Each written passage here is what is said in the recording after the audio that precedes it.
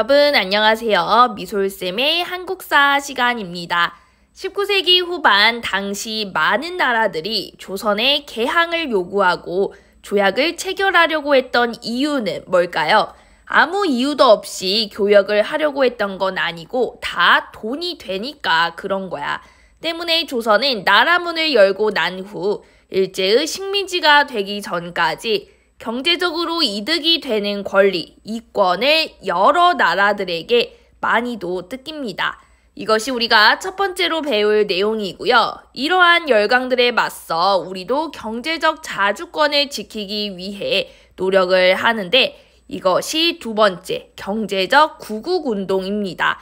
이렇게 경제사 부분은 두 차례에 걸쳐 살펴볼 거고요.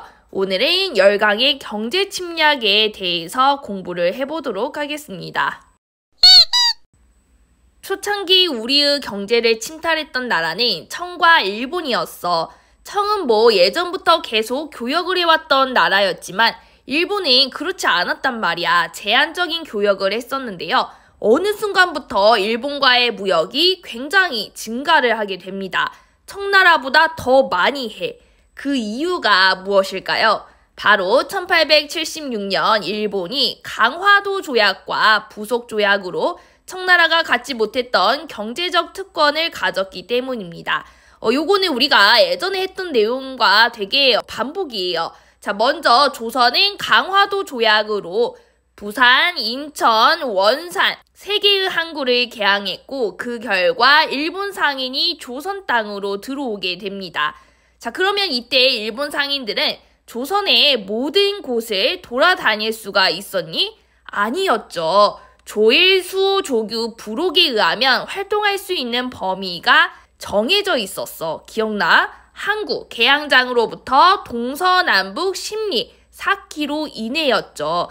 이러한 공간을 거류지 또는 개항장이라고 불렀습니다. 때문에 이 시기 무역 형태를 거류지 무역 혹은 개항장 중심 무역이라고 하는데요. 어떠한 방식으로 이루어졌을까요?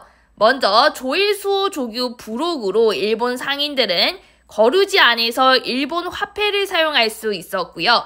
조일 무역 규칙으로 우리의 쌀을 무제한으로 가져갈 수도 있었고 거기에다가 항세도 안 냈어. 관세에 대한 규정도 없었죠.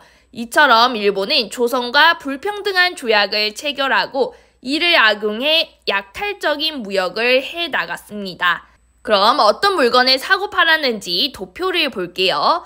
개항 이후 조선이 수입했던 물건 중에 56.6%를 차지하고 있던 것이 면제품이에요. 일본 상인들이 영국산 면직물을 가지고 와서 조선에 팔았거든.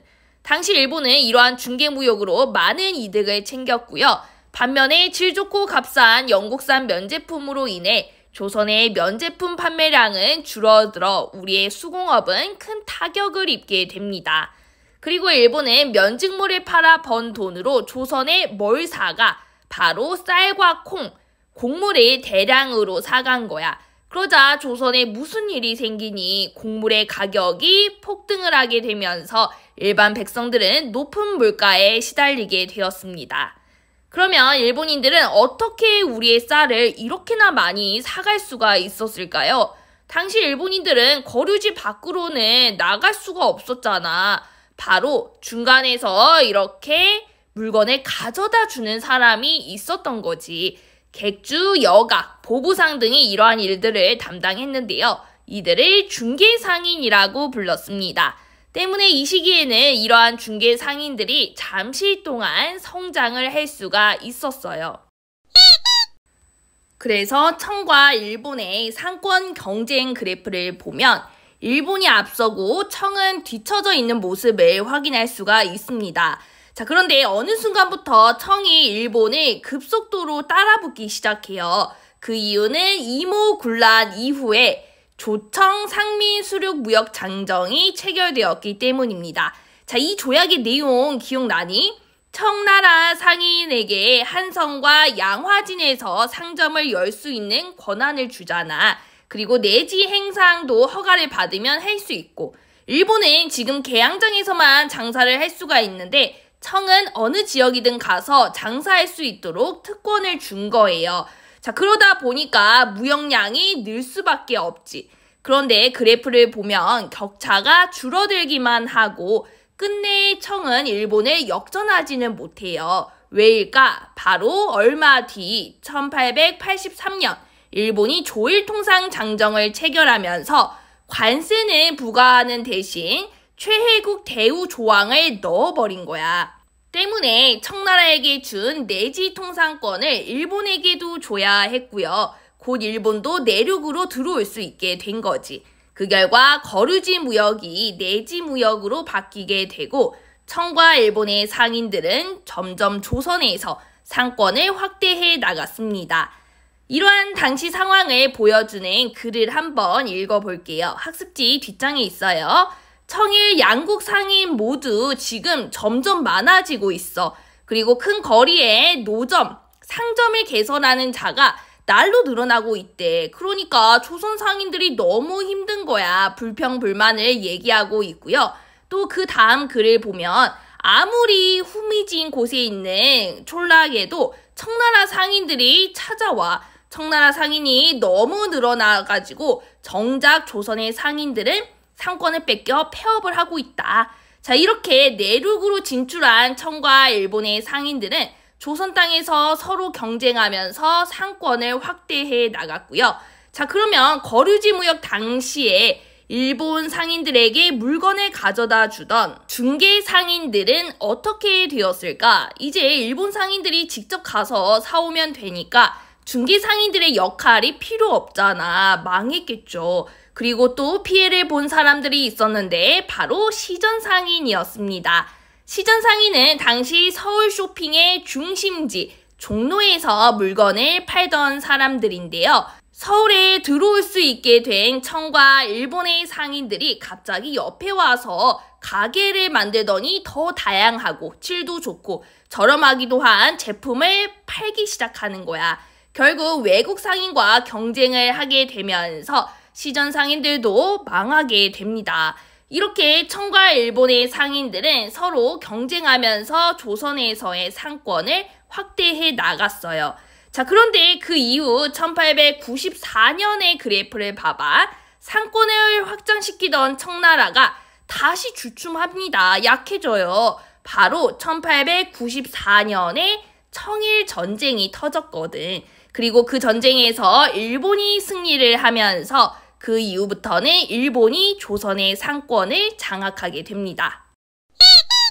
그러다가 1896년 고종이 아관 파천을 하면서 조선 내에 러시아의 영향력이 굉장히 커지게 되죠. 이때 러시아는 우리에게 각종 이권, 경제적으로 이득이 되는 권리를 요구합니다.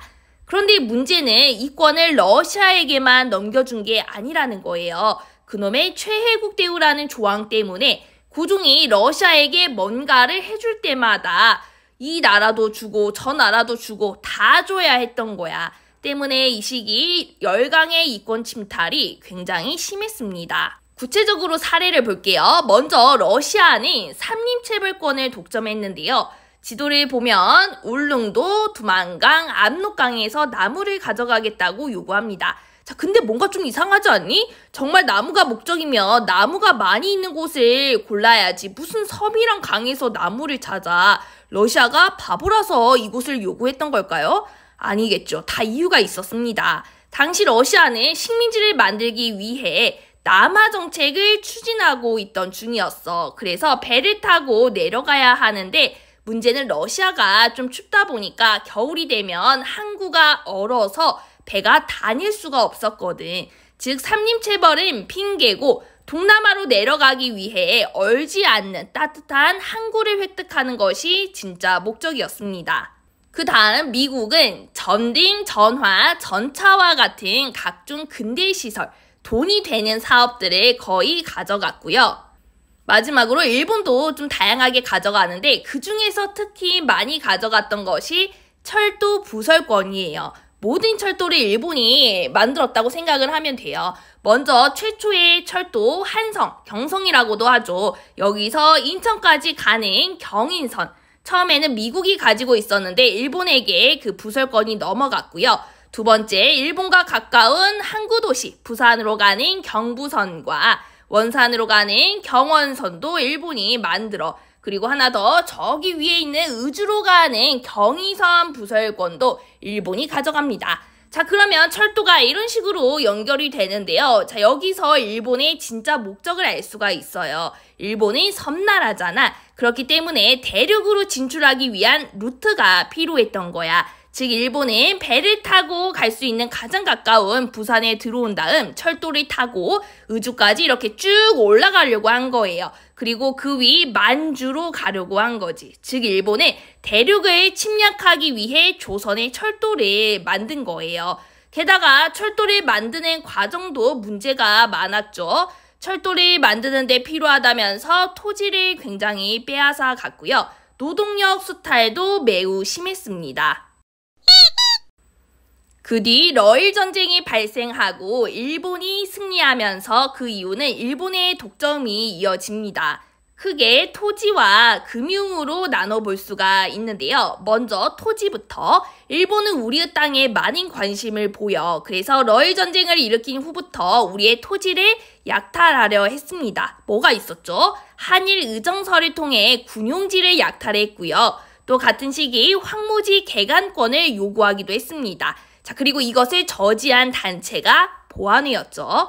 그리고 철도를 만드는 과정에서도 토지를 또 많이 가져가요. 당시 일본은 철도 부지 명목으로 땅을 빼앗았는데요.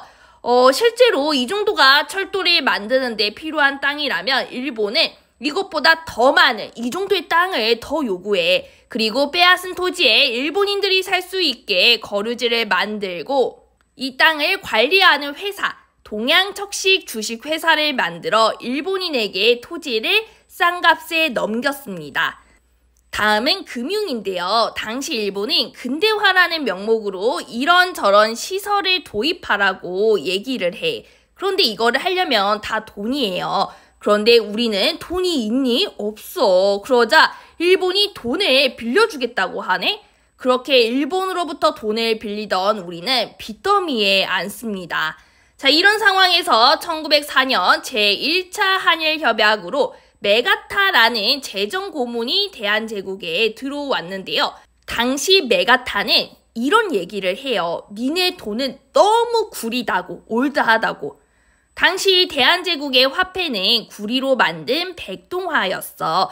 그런데 이 돈이 이런 틀에다가 구리를 부은 다음에 틀을 벗겨내서 만드는 방식이라 모양이 100% 다 똑같지가 않았고요. 그래서 위조하기가 좀 쉬웠습니다. 그러니까 너희가 쓰는 백동화를 일본의 제1은행권으로 바꿔주겠다고 얘기를 하는데 이것이 1905년 메가타가 주도한 화폐 정리 사업입니다. 자, 요것도 좀 중요해요. 화폐 정리 사업, 한마디로 우리의 화폐를 정리하겠다는 거야. 무엇으로? 일본의 화폐로. 자, 그럼 어떻게 바꿨는지 학습지 뒷장의 자료를 통해 볼게요. 먼저 화폐가 멀쩡해. 그러면 이전 오리에 제 값을 줬어. 그런데 조금 훼손됐네. 오래 쓴 것 같아. 그러면 을종으로 분류해서 반도 안 되는 1점만 주었고요. 마지막으로 훼손이 더 된 거는 병종이라고 해서 아예 교환도 안 해줘. 이처럼 백동화를 원래 가격 그대로 바꿔주는 게 아니야. 돈의 상태에 따라서 갑을, 병 이렇게 3단계로 나눠서 차등적으로 바꿔줬어요.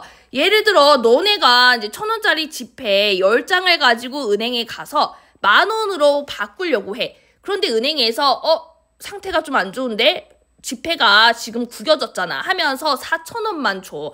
10,000원이 한순간에 4,000원이 되어버리면 어떻겠어요? 하루아침에 내 돈이 날아간 건데 그 심정이 어떻겠니? 작은 돈도 그렇게 손실이 나면 화가 나는데 당시 조선 사람들은 전 재산이 그렇게 돼버리는 거야. 얼마나 화가 나겠어. 나뿐만이 아니라 친구, 이웃, 그냥 조선인 전체가 다 거지가 된 거예요. 가난해져 버려. 특히나 백동화를 많이 가지고 있었던 현금 장사하는 상인들, 돈을 보관하는 이제 은행들이 굉장히 피해를 봅니다. 다 몰락해요. 그리고 더 미치겠는 건 이 화폐 정리 사업을 우리만 몰랐어. 일본 상인들은 미리 다 알고 백동화를 상태 좋은 걸로 바꾼다든지 아니면 땅이나 물건을 사버린다든지 대비를 다 해놨는데 우리만 몰라가지고 큰 피해를 입은 거예요. 자, 이렇게 우리의 재정은 일본 은행에 예속이 됩니다. 자, 그러면 이런 상황에서 우리는 이때 가만히 당하기만 했을까요? 그렇지 않아요. 그래서 다음 시간에는 경제적 자주권을 지키기 위해 우리는 또 어떠한 노력을 했는지 보도록 하겠습니다.